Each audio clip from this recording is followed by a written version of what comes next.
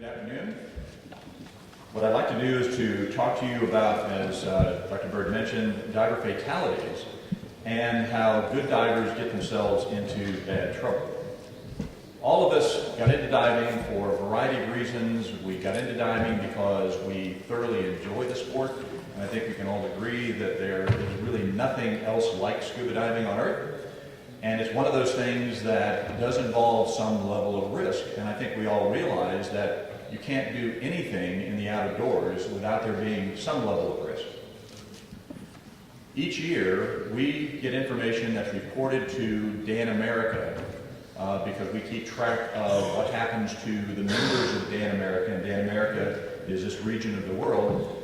We keep track of our members traveling all over the world and what injuries and fatalities are a result of their diving activities. And there are about 1,000 cases of decompression illness that are reported to us each year. We're sure that there are probably others that go unreported. And there are about 100 fatalities each year that are reported to us. And again, we also understand that not all of those fatalities get reported to us either. There are also an unknown number of non-decompression illness injuries and other non-injury situations that are never reported to us, but are very, very important information. I'm sure all of you, especially those who are in a leadership capacity in diving, will understand that the non-injury situations, which are close calls or near misses, give us important information because they help us understand what happens to divers and why diving situations turn into something more serious. And that really is the genesis for what I'm going to be telling you about today, and that is the information that has come from diving fatality data reported to us at Dan. And this information that we receive is published in an accident report that we publish each year. That information also includes data that comes from our international Dan partners all over the world. And we also have information from a variety of historical sources. For example, prior to Divers Alert Network collecting and publishing data, there was an organization in the United States that spent a lot of its time and effort looking at professional diving injuries and fatalities. And this was done under a grant from the United States. And the person who did this published the information from 1970 to 1982, and then we took that over from him when he retired. That information now is in our database, in our offices, so it's collective information that can be used for researchers. Also, prior to my coming to Divers Alert Network over 20 years ago, I worked at Florida State University in northern Florida, and I was also actively involved with the cave diving community. I was on the board of directors of the National Association for Cave Diving, and anyone who knows anything about cave diving and the cave diving community, they collect information, they publish and distribute the information, and when the person who was responsible for collecting that data retired, he transferred all of that to our office in North Carolina. So literally we have an accumulation of accident and fatality data along with our international partners that's second to none in the world. Also, one of the things that we've been trying to do is to get information and disseminate information on the incidence of injury in recreational diving. We sent a number of our Dan interns to various places to collect information on dive profiles and to collect information on any dive accident that happened to be a result of a particular dive or dive profile. Now, the first group that our interns looked at were dives taking place on liveaboard. So our interns had to spend time on a liveaboard. I mean, it's got to be very difficult for them to be out there enjoying themselves as well as collecting data. So it's not all science. There is some enjoyment along with it as well. So our interns collected nearly 20,000 open water dives and followed those dives through for days after the dives to make sure that they identified any dives that resulted in an injury or symptoms. And so the result was, out of those 20,000 dive profiles, the incidence of injury was approximately 1 per 10,000 dives. We then looked at a different group, and these were people who were diving from the shoreline, diving from their own personal watercraft, or diving from a charter boat where the charter boat did not provide a dive master or anyone to give information to the divers. So with this group, the divers had to rely on their own knowledge, or sometimes didn't have the knowledge that they needed to plan a dive safely, so the incidence of injury was much, much higher. Also, people who were diving from the shoreline sometimes had an extended surface swim to get out to the dive site and come back from the dive site, so the risk was significantly higher. We then looked at diving professionals. And by definition, at least our definition of a diving professional, was someone who was either a dive master, an instructor, an assistant instructor, or possibly even an underwater photographer who was paid for his work. And predominantly these were mainly instructional professionals, but anyone here who is a professional in the field of diving, for example, a diving instructor, dive master, understands that sometimes you don't know the kind of dive you're going to make when you're in the water with students. So you may have to do multiple ascents and descents, also known as yo-yo diving. You may have to move quickly here and there and help a student if a student is having some difficulty. So because of that, you're doing a lot more physical labor, a lot more work, and therefore the risk is significantly higher. Then the last group we looked at were people who were doing deep, and this would be dives beyond about 40 meters, deep cold water, and this would be cold water probably somewhere in the neighborhood of 8 to 10 degrees. And people who were doing physical labor underwater, possibly collecting artifacts. So if you know anything about the typical wreck diver, the wreck diver who carries equipment down with him or her underwater to collect artifacts to bring back, they're doing a lot of work, a lot of labor, and therefore ventilating a lot of gas, and the risk is higher. In fact, as Dr. Bird was saying, I gave this presentation in New Jersey. And New Jersey is a very popular place for wreck diving in the United States. And when I showed the fact that their risk was 29 times higher, they literally got up and cheered. they were very proud of the fact that their risk was nearly 29 times higher than the average ordinary diver. Now, going on, we're looking at fatalities, and we talked before about the risk being anywhere between 1 and up to 29 injuries per 10,000 dives. Well, fatalities, we use a different measure, and that measure is the number of fatalities per 100,000 divers. And from the data that we have, the data that we've collected, the rate is between 15 and 20 fatalities per 100,000 divers. Now, to put that in perspective, that is similar to the rate of automobile accidents in the United States, and that, of course, sometimes depends upon how you drive.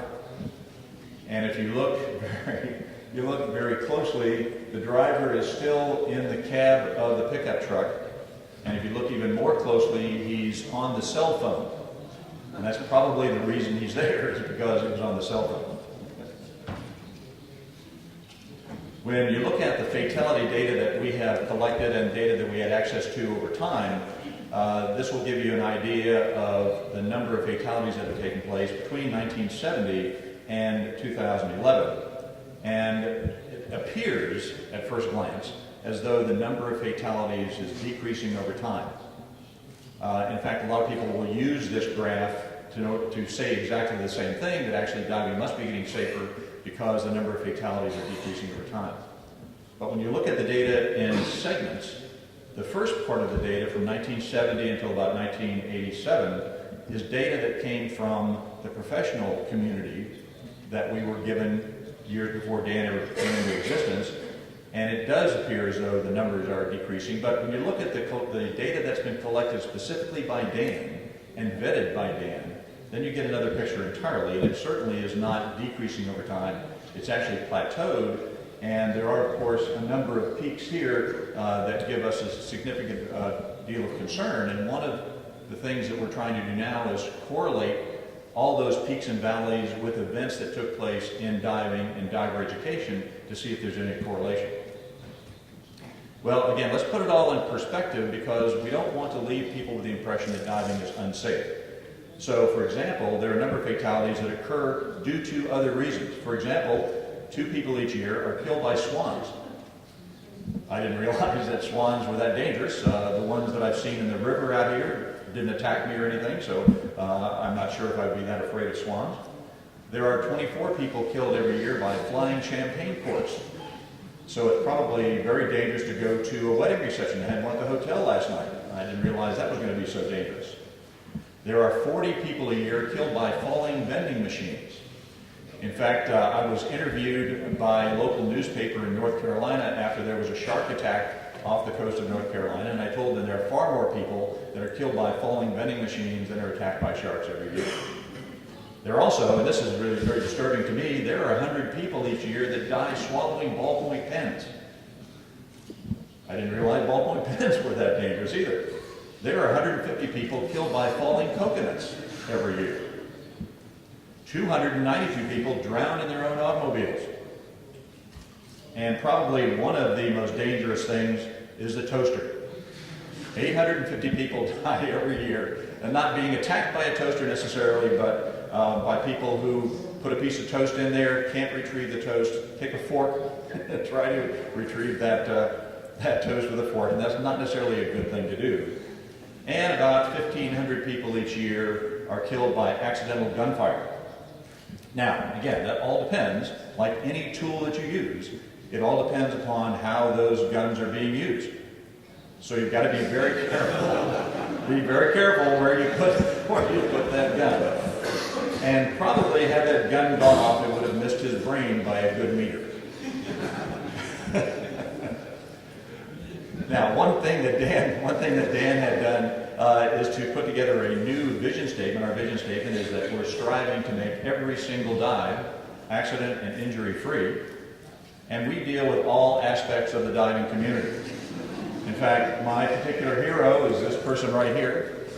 When I was doing cave diving in the state of Florida, I was always concerned about a limited gas supply, so I certainly would love to have had that in the cave with me, because had I had that much gas inside the cave and gotten lost, I could have released the gas into the cave, made it a dry cave, and walked out. We also, of course, deal with the technical diving community and all aspects of the other portion of the recreational community.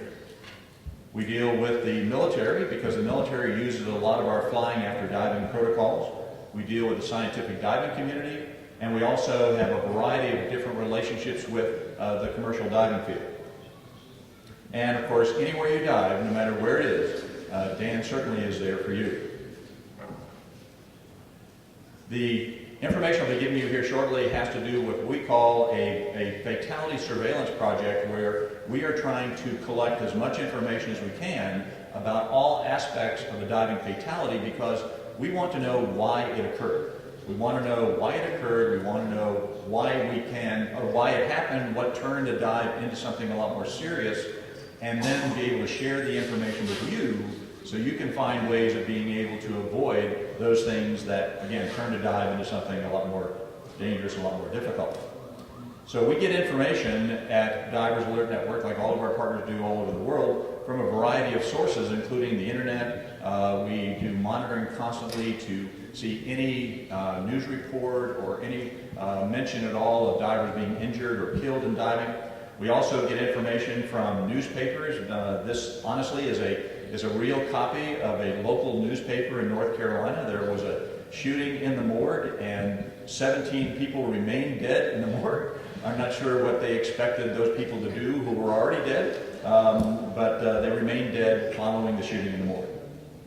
We get witness accounts, which tend to be problematic because a lot of witnesses don't want to share information because they feel that they may be pulled into the investigation, or they may be involved in some sort of litigation.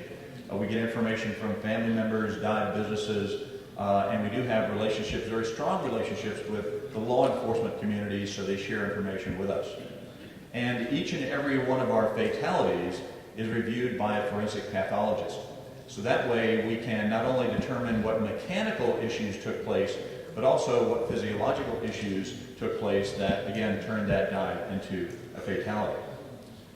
One of the things that we did, and again, the genesis of this presentation, is a review of 947 of our fatality cases that occurred between 1992 and 2003.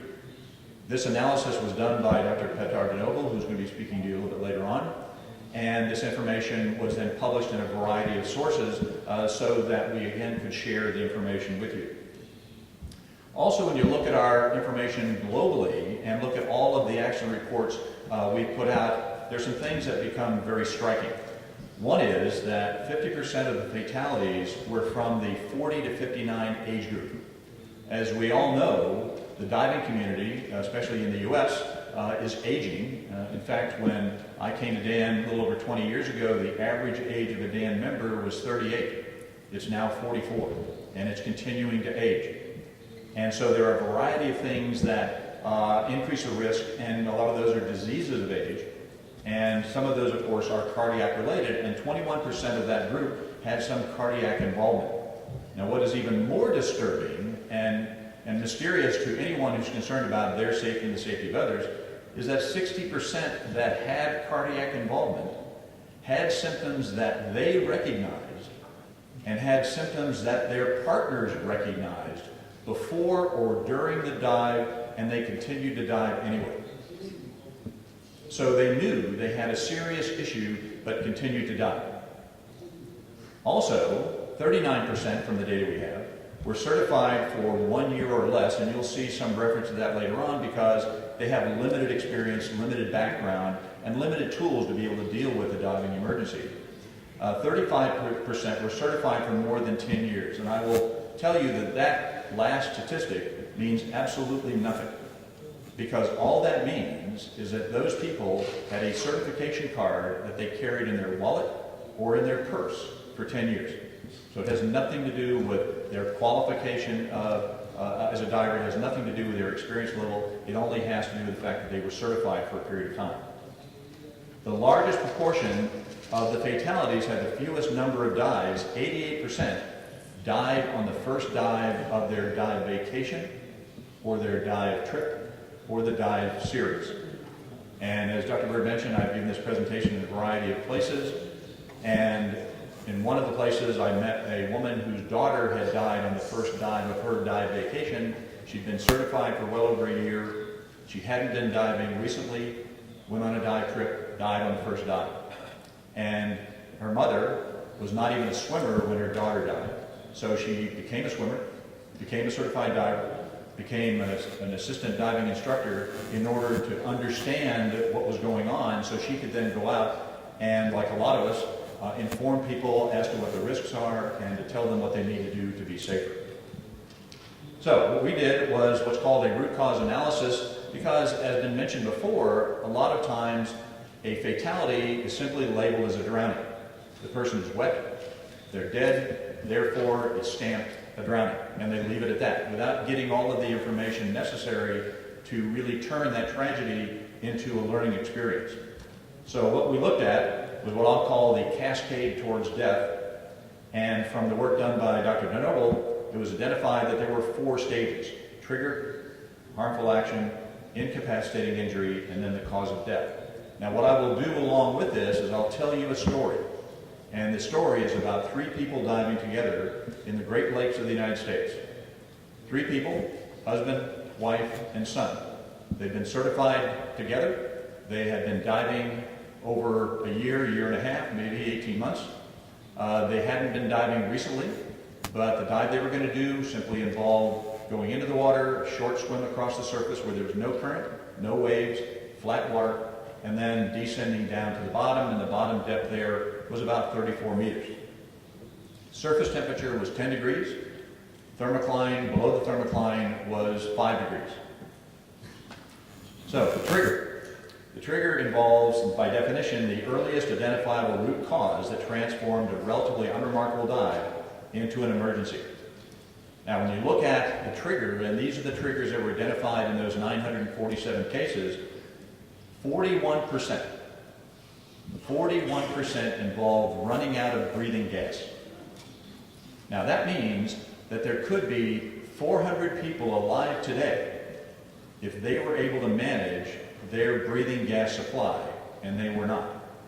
That means that over 400 people could be alive today if they and their buddy, they and their diving partner were capable of managing 2 collective gas supplies, and they were not. And because of that, there are 400 people who are dead because they couldn't manage their breathing gas. It seems almost inconceivable that with the technology we have today, that you can't monitor your breathing gas supply sufficiently so that you can have air to spare or gas to spare at the end of the dive. Then about 20% involved entrapment, and about 15% involved what is identified here as equipment problems. In my way of thinking, it's actually not equipment problems, it's problems with equipment. Because equipment problems implies some inherent design flaw in a piece of equipment, and as we all know, a lot of it is user error and the inability to use the equipment properly that you have. So the story I'm going to tell you involves these three people who had configured their equipment together on a boat. They had rolled into the water and they were swimming across the surface and something went wrong. And a lot of times things that are potential problems once you're in the water don't look like a potential problem when you're on the surface. So when you look at this photograph, it looks like a reasonably good giant stride entry. You don't really see anything or notice anything initially that is a problem until you look very closely at the cylinder band or the tank band. As we all know, the tank band needs to be parallel to the butt of the tank, parallel to the bottom of the tank. If it's not, that means it's not configured, it's not snug, and as the cylinder shrinks and as that band gets wet, it's likely to expand a little bit, and the result is losing the cylinder out of the backpack, which can be embarrassing on the surface, but it can be tragic if it occurs underwater.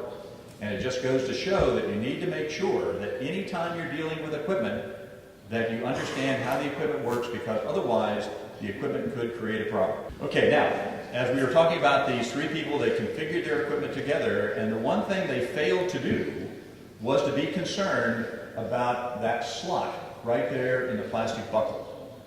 So when they configured the equipment, they didn't put that strap through the slot and Velcro it down so it was secure. And if it's not secure, it can come open, and when it comes open, you can lose the cylinder out of the backpack, which is exactly what happened. Because these three people diving together were in the water, they went over to the buoy, they talked a little bit, then they started a feet-first descent towards the bottom, and somewhere in the water column, the mother moved around, she caught the plastic buckle on the descent line, popped the buckle open, the cylinder fell out of the backpack, she took her right arm, pulled the cylinder under her right arm, which pulled the power inflator hose over her left shoulder. So she couldn't control her buoyancy as they were descending down towards the bottom. And at that time, she's now struggling, she's breathing very heavily, and as she's breathing very heavily, anyone who has done diving in very cold water knows that causes the temperature of the first stage of the regulator to go colder. And as it went colder, it caused it to free flow or freeze up. So there they are, struggling with the equipment. She turns to her son, her regulator is free-flowing uncontrollably, and for some reason or other, there are people who believe that you cannot breathe through a free-flowing regulator, and so even though this was early in the dive and she had a lot of air left, she spit out her regulator and attempted to buddy breathe with her son, a skill that they had never, ever practiced. And so it was not going well at all, and in the attempt to exchange air with her son, he was also breathing heavily, causing his regulator to start to free flow, and now they had two free-flowing regulators, and they were probably somewhere around 20 to 25 meters below the surface. And that led to the next step. The next step is called harmful action.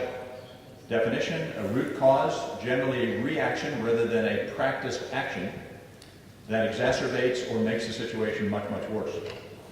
When you look at the data shows us that 55% chose to escape to the surface. So 55% were emergency ascents. And then you had insufficient gas because whatever gas they had, they either breathed it completely, or in the case of these two people, they simply spit the regulators out and had nothing to breathe, and then buoyancy problems and elsewhere. So the situation has gone now from a dive that mechanically was very simple, a dive that should have been very easy, to two people now who are struggling because they have nothing to breathe, and so they chose to then try to escape to the surface. So they lost the cylinder out of the backpack and are now trying to make an emergency ascent to the surface. which has led to the next step, incapacitating injury, an action that causes death or rendered an incapacitated diver susceptible to drowning. And in the case of these three people, they had nothing to breathe. They were trying to make it to the surface. The third person, who was the husband, found it impossible to help because there was so much struggling going on, so all he could do was to stand by and watch. And incapacitating injury, the data shows us 32% simply had nothing to breathe, followed by arterial gas embolism, cardiac incidents because of all of the physiological stress involved in a life or death emergency, and then trauma, decompression sickness, loss of consciousness, or somebody switching to an inappropriate gas, which can happen, especially with people in the technical field. So what we have now are these two people struggling to get to the surface, having nothing to breathe, which leads to the last step, cause of death, specified by the medical examiner that might be the same as the disabling injury, and of course predominantly it's still drowning. And so these three people who went out for a day of enjoyable diving, it turned into something far worse, partly because of something as simple as the backpack, as simple as a buckle, and then tried to use a skill that's a complex psychomotor skill that they had never, ever practiced. And the result was 2 fatalities out of what should have been a great day of diving. Now, what I want to do is to tell you my perception of some of the things that we learned from the data that we have and from the accident reports that we get, and why these accident incidents occur. A lot of it has to do with lack of training, experience, and qualifications as a diver, or diving outside of what we call the personal safety envelope. If you want to call it your comfort zone, it's whatever you're comfortable with. It is something that is very well defined by your level of experience, because the more experience you have, the more you can use the tools of that experience to deal with an emergency. Your training and education is extremely important. Your certification as a diver, because of course you have to have certification. But what's even more important is your qualification, because that has to do with recency and frequency in diving. The technology, we have wonderful technology involved in diving today that should prevent us, or at least give us the tools where we can make the right judgments so we don't run out of breathing gas underwater. And attitude, you have to have the right attitude. And I'm sure we've all been on boats or all been with people who have kind of an unusual attitude when it comes to diving. But you don't want to push the edges of your personal safety envelope without first increasing your abilities to the quality of dives you make. Because every single dive should be a learning experience. And probably one of the most important things I can ever tell you is that you always can say no. So it's okay to say no. It's okay to take a boat ride where you're intending to dive, but for some reason or other you feel you'd be at risk. And so say no. I've done that many times. I've been on many dive boats, and on the way out I felt I shouldn't dive for some reason. So I had an enjoyable day on the surface watching other people dive. Not as enjoyable as diving, of course, but I still chose to make a decision where I didn't put myself at risk or someone else at risk. When you look at other data, this data tells us something. It tells us, of course, that people with limited experience are early on in their career at risk. But this is interesting right here. And even though there are more females that were involved in fatalities as students than males, I don't think it really has to do with that. I think what that tells us is that there are some people who took a diving course not because they wanted to be a diver, but because someone else wanted them to be a diver. So their motivation was the wrong motivation. So you shouldn't take the diving course, even, we all know it's tremendously enjoyable, unless, of course, it's something you truly want to do. When you look at our fatality distribution in the United States, what this really does is tell us where the majority of diving activity takes place. So there are more divers that go to the southeast United States than any other part of the country, and therefore there are going to be more fatalities. The same way with other areas. So it doesn't really tell us a whole lot. It doesn't mean that these areas are more dangerous than other areas. It simply has to do with the frequency of diving in those regions. When you look at breathing gas, the majority of people are still using air when they dive, but there are more and more people using nitrites. A lot of people use nitrox not to extend their bottom time, but to give them an extra safety margin. For example, when I dive, when I go on liveaboards, I use an air dive computer and I breathe nitrox. And in fact, the last couple of liveaboard trips I've been on, everyone is breathing nitrox, and no one is using it to extend their bottom time. It just gives them a little bit of additional safety margin. Maximum depth. You would think a fatality has to be a deep dive. The vast majority are shallower than 60 feet, or 30 meters. Or, no, 15 meters, 20 meters, sorry. I'm sorry. But a friend of mine who owns a commercial diving company said, hey, it only has to be over your head. So it doesn't have to be a deep dive. And as I mentioned before, we do a lot with the technical community, and the technical community are pushing the edge of that envelope constantly and doing things where the risk may be greater, but generally they are very, very prepared to do that. And this is my favorite quote out of a book called Shadow Divers. In searching for the most interesting shipwrecks, the early wreck divers might descend to 200 feet or deeper, virtually begging the forces of nature to flick them into the afterlife. What a tremendous quote.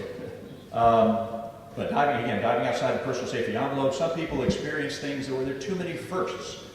Too many times they're doing something for the very first time, using a piece of equipment for the first time, going to a depth for the first time, diving in colder water for the first time.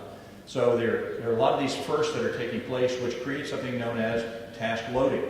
Task loading means all these things are building up on you, so you have a difficult time trying to deal with it.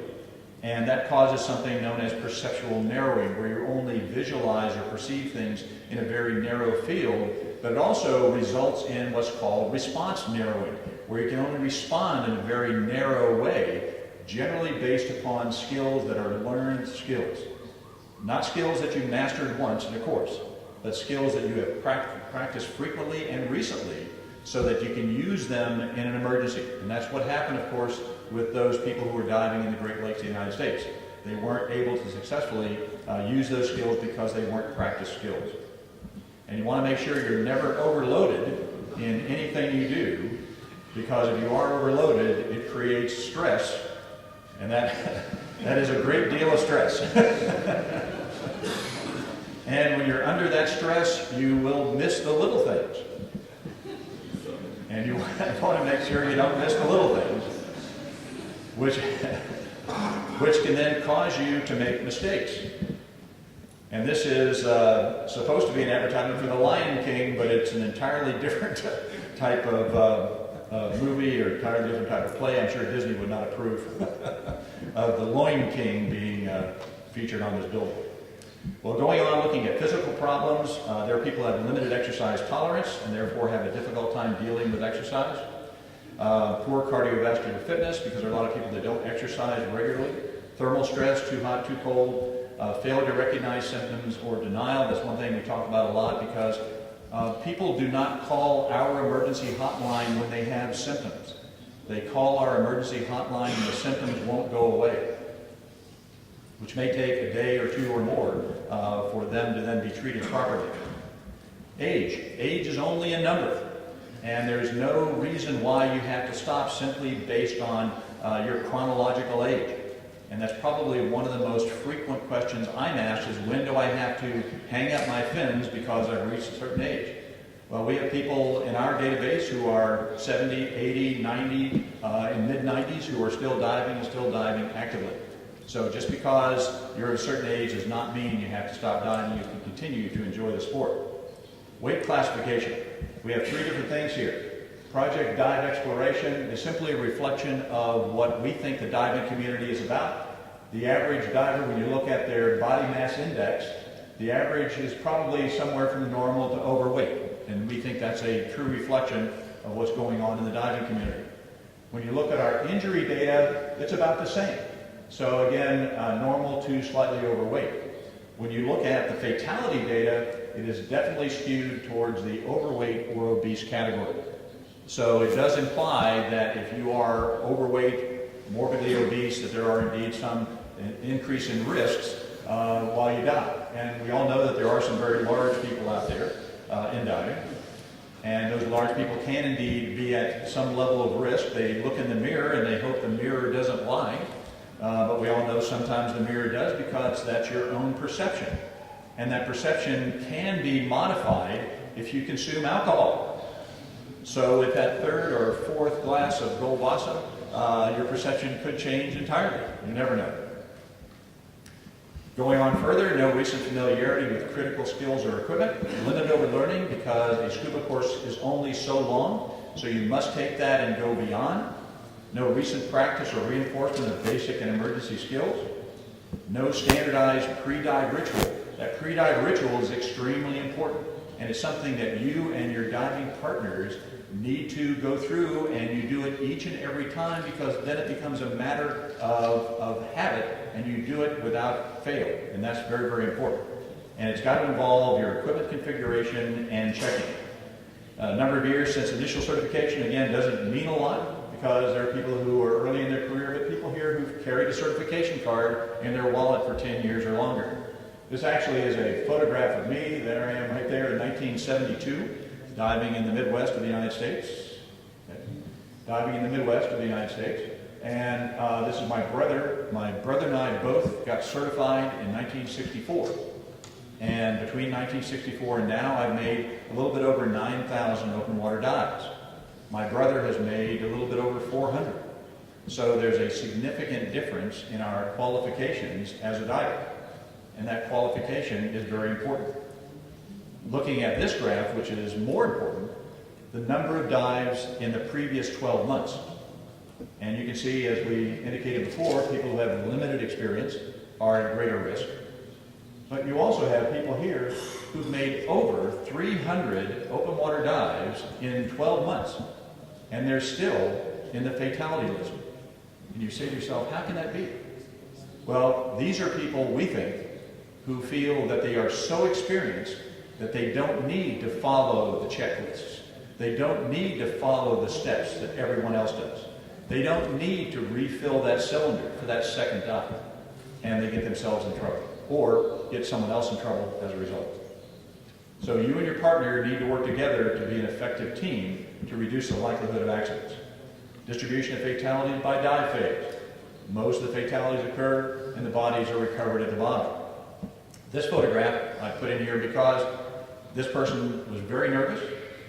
She and her partners were working together, and as a result, they made a mistake. This mistake is they configured their equipment incorrectly. The cylinder is in the backpack backwards. The regulator is upside down and backwards because they didn't check their equipment properly, which shortens the regulator hose, so when she was at the surface, she could not turn her head to the left. And so problems with equipment, some of the data I've already given you, equipment problems or problems with equipment, about 15% of the fatalities. But all of these others, out of breathing gas, buoyancy, inappropriate gas, all of those are equipment related. And equipment is something that's a very significant issue and dear issue to me. So people don't go through pre-dive safety checks. There's a lack of regular qualified maintenance. Some people want to take their equipment apart and maintain it themselves. Lack of familiarity with or funding of equipment use, no practice backup plans for equipment-related issues. A friend of mine who did almost all of the autopsies in the province of Ontario, Canada, told me this, that they were not able to document a single case, not a single case, in which equipment malfunction directly caused a diver's death or injury. It was the diver's response to the problem that resulted in that pathology. So again, user error. Here again we have a photo, tank in the backpack backwards, regulator upside down and backwards. I was at a dive site in Ohio, or actually yeah, it was in Ohio recently, and this gentleman who was diving came out of the water with wearing a Viking dry suit. He evacuated the air out of the dry suit, and when he stood up I noticed something unusual. He had his weight belt inside his dry suit. Now, in diving safety terminology, we call that natural selection. And I went over and talked to him and I said, why did you do that? And he said, look at me, I have no hips. And every time I put the weight belt on, it would slip off. I said, well, you could have used a weight integrated BC or a number of things. And he said, yes, you're probably right. Recent case history, this is something that occurred about 3 weeks ago. Divers doing a second dive of the day. They were all together celebrating someone's birthday, and the dive was a celebration of a birthday. Diver number 1, who had made the second dive of the day, ran out of air at 45 feet, or 15 meters. He immediately went to sharing air with diver number 2 as they struggled to drop the integrated weights, but neither knew how. Neither had ever used an integrated weight BC before, and they had no clue on how to get rid of the weights.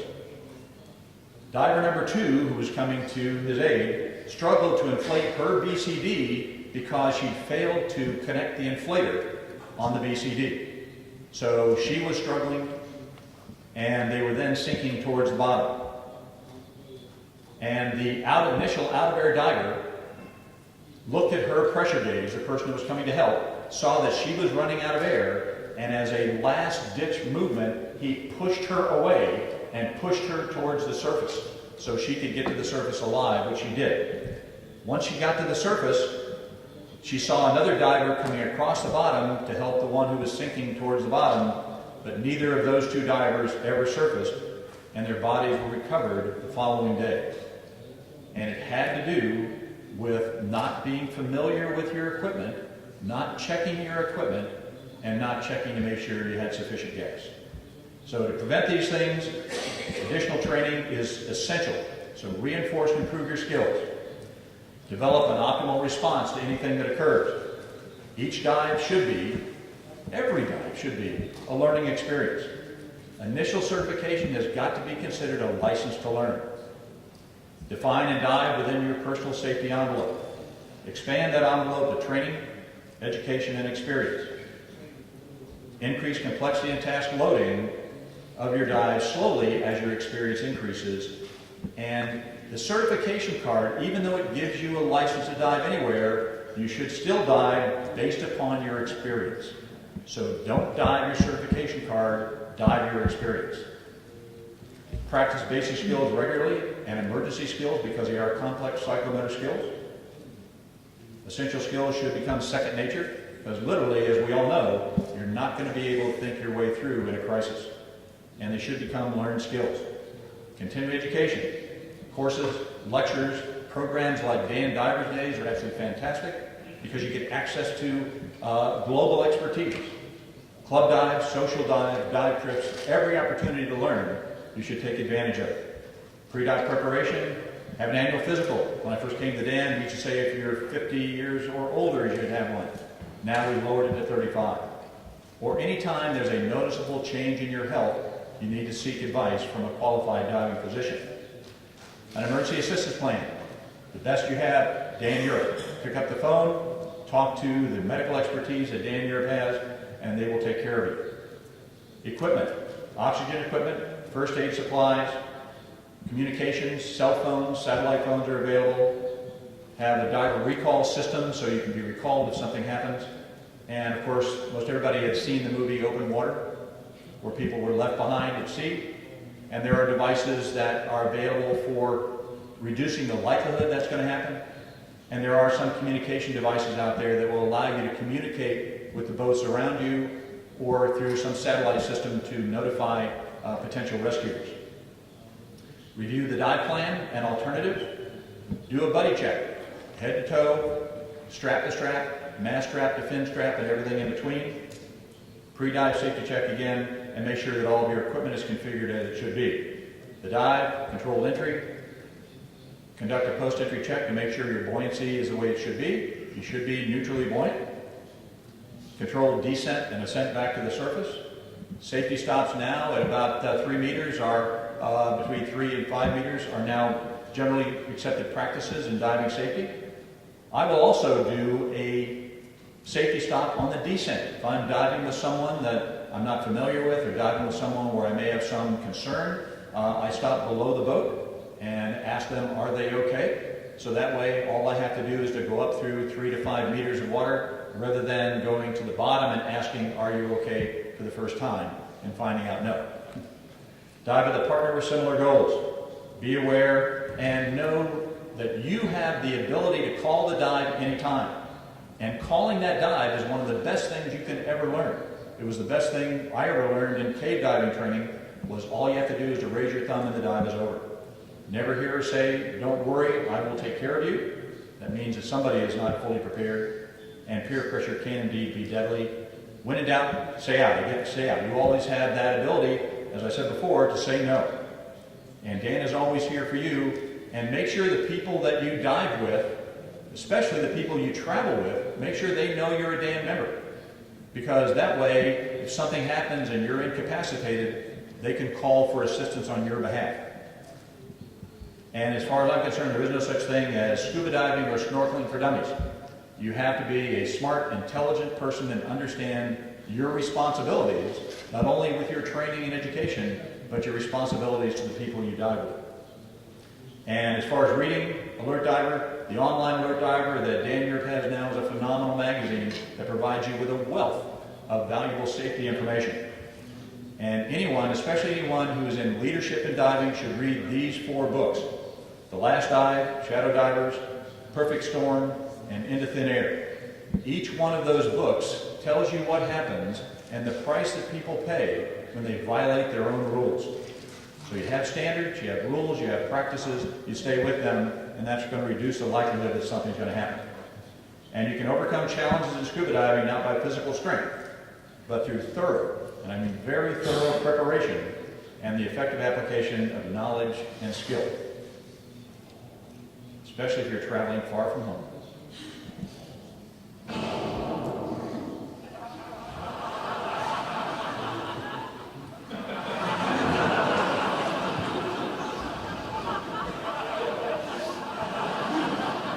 Houston, we've got a problem. Well, again, Dan is always, and I do mean always, here for you, and thank you very much, and safe diving.